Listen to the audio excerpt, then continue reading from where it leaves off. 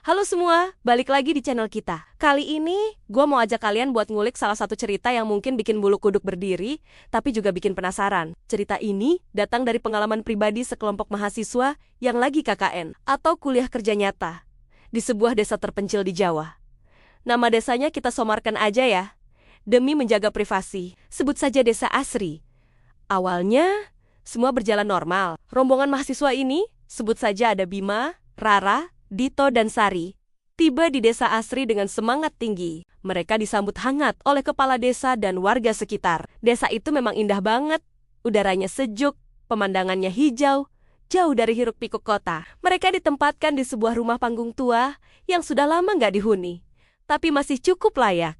Semuanya kelihatan sempurna. Sampai sore hari tiba, saat Pak Kades datang lagi mengunjungi mereka, beliau ngobrol enggeloreng-ngedal soal program kerja yang bisa mereka lakukan. Tapi sebelum pamit, Pak Kades ngasih satu pesan yang nadanya terdengar sangat serius. Anak-anak, saya cuma mau pesan satu hal. Kalau sudah maghrib, usahakan jangan ada yang keluar rumah. Semua pintu dan jendela harus sudah ditutup rapat sebelum azan berkumandang. Jangan ada yang keluyuran di luar.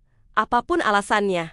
Tentu saja mereka bingung. Bima, yang paling kritis di antara mereka, mencoba bertanya, "Maaf Pak, kenapa ya? Apa ada hewan buas? Atau semacamnya?" Pak Kades cuma tersenyum tipis. Senyum yang sulit diartikan. "Bukan hewan buas, Nak. Anggap saja ini aturan adat di sini. Demi kebaikan kalian juga. Pokoknya, turuti saja ya." Setelah itu, Pak Kades langsung pergi, meninggalkan mereka dengan sejuta pertanyaan. Awalnya, mereka pikir itu cuma cara orang tua desa untuk menakut-nakuti anak muda supaya nggak keluyuran malam-malam. Jadi, beberapa hari pertama, mereka patuh. Begitu sore menjelang, mereka langsung masuk rumah, masak, makan malam, dan ngobrol di dalam sampai larut. Tapi, suasana malam di desa itu memang terasa beda. Sepi sekali, sepi yang aneh. Nggak ada suara jangkrik, nggak ada suara tokek. Cuma sunyi senyap yang kadang dipecah oleh suara angin. Rasa penasaran mulai menggerogoti mereka. Terutama Dito, yang dasarnya memang pemberani dan agak bandel. Malam keempat, setelah makan malam, Dito nyeletuk, "Gue bosen di dalam terus. Penasaran banget, emangnya ada apaan sih di luar sana? Masa iya kita dikurung kayak gini tiap malam?" Rara langsung menimpali, "Udah Dit, jangan macem-macem, kita ini tamu. Ikutin aja aturannya." Tapi Bima, yang logikanya selalu jalan, juga mulai merasa nggak nyaman dengan aturan tanpa penjelasan itu. Kejadian aneh pertama terjadi malam itu juga. Sekitar jam 10 malam, mereka lagi asyik main kartu di ruang tengah. Tiba-tiba, mereka dengar suara seperti ada yang menyapu halaman depan rumah. Srek, srek, srek. Suaranya ritmis dan konstan. Mereka saling pandang. "Siapa yang nyapu malam-malam gini?" tanya Sari dengan suara berbisik. Nggak ada yang berani menjawab. Dito yang penasaran memberanikan diri ngintip dari celah jendela kayu yang sedikit renggang. Beberapa detik dia mengintip, lalu mukanya langsung pucat pasi. Dia buru-buru mundur dari jendela. Badannya sedikit gemetar. "Gimana, Dit? Ada apa?" tanya Bima khawatir. Dito menelan ludah. "Nggak ada siapa-siapa. Kosong. Tapi, gue tadi lihat sapu lidi itu gerak sendiri, nyapu halaman." Awalnya mereka nggak percaya, menganggap Dito cuma halusinasi atau salah lihat, tapi suasana malam itu jadi makin mencekam. Suara sapuan itu terus terdengar sampai hampir tengah malam, sebelum akhirnya berhenti. Sejak malam itu, gangguan-gangguan lain mulai muncul. Kadang mereka dengar suara orang menumbuk sesuatu di lesung dari kejauhan.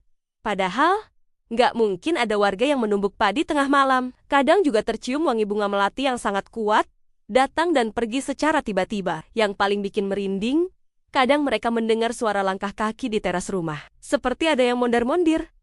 Tapi saat diintip, nggak ada siapa-siapa. Puncaknya terjadi sekitar minggu kedua mereka di sana. Malam itu, Dito lagi-lagi nggak bisa menahan rasa penasarannya. Dia ngerasa semua itu cuma sugesti. "Gue mau buktiin. Nggak ada apa-apa di luar sana," katanya mantap. Meskipun sudah dilarang keras oleh teman-temannya, Dito nekat. Tepat setelah Isya, dia membuka pintu belakang perlahan dan melangkah keluar. "Gue cuma ke pos ronda di ujung jalan. Sebentar doang," katanya sebelum menghilang di kegelapan. 1 jam berlalu. Dito belum kembali. Bima, Rara, dan Sari mulai panik. Mereka nggak berani keluar menyusul. Teringat pesan Pak Kades. Mereka cuma bisa menunggu di dalam rumah dengan cemas, sambil sesekali memanggil nama Dito dari pintu yang sedikit terbuka. Tapi nggak ada jawaban. Malam itu terasa sangat panjang. Mereka nggak bisa tidur, Telinga mereka terus awas mendengarkan kalau-kalau Dito kembali. Menjelang subuh, sekitar jam 4 pagi, mereka dikejutkan oleh suara gedoran keras di pintu depan. "Dito, itu pasti Dito!" seru Rara. Bima langsung lari membuka pintu. Dan benar saja, Dito berdiri di sana. Tapi kondisinya sangat mengenaskan. Bajunya basah oleh keringat, matanya melotot liar penuh ketakutan. Dan dia terus bergumam gak jelas. Mereka ramai sekali. Pasar, begitu terus yang dia ucapkan. Mereka langsung membawa Dito masuk dan mencoba menenangkannya. Setelah diberi minum air hangat dan ditenangkan cukup lama, Dito akhirnya bisa cerita. Meskipun dengan terbata-bata. Katanya, begitu dia keluar rumah, suasana desa memang sepi seperti biasa. Tapi saat dia berjalan menuju ujung jalan, dia melihat sesuatu yang aneh. Di tanah lapang dekat area pemakaman desa, yang siangnya cuma lapangan kosong, malam itu berubah jadi pasar yang sangat ramai. Banyak orang berjualan dengan pakaian zaman dulu. Mereka menjual barang-barang aneh yang gak pernah Dito lihat. Tapi yang paling aneh, semua orang di pasar itu punya wajah yang rata, tanpa mata, hidung, atau mulut. Mereka bergerak dan berinteraksi tanpa suara. Dito terpaku ketakutan. Saat dia sadar, salah satu penjual itu menoleh ke arahnya, seolah tahu keberadaannya. Tanpa pikir panjang, Dito langsung lari second kengkeng Nia kembali ke rumah. Dia merasa seperti dikejar. Tapi anehnya, dia nggak mendengar suara langkah kaki di belakangnya. Dia hanya merasa ada hawa dingin yang terus mengikutinya sampai ke depan pintu rumah. Cerita Dito membuat mereka semua syok. Mereka akhirnya mengerti kenapa Pak Kades melarang mereka keluar setelah maghrib. Desa itu sepertinya punya kehidupan lain saat malam tiba. Sebuah dunia yang seharusnya tidak dilihat oleh manusia biasa. Paginya, mereka langsung menghadap Pak Kades dan menceritakan semuanya, termasuk kenekatan Dito. Pak Kades menghela napas panjang. Wajahnya tampak sedih, sekaligus maklum. Sudah Bapak bilang, "Nak, desa ini punya penunggu. Mereka tidak mengganggu kalau kita tidak mengganggu wilayah mereka. Malam hari adalah waktu mereka. Lapangan itu memang tempat mereka beraktivitas. Kami, warga di sini, sudah hidup berdampingan dengan mereka selama bertahun-tahun. Kuncinya cuma satu, saling menghormati batas.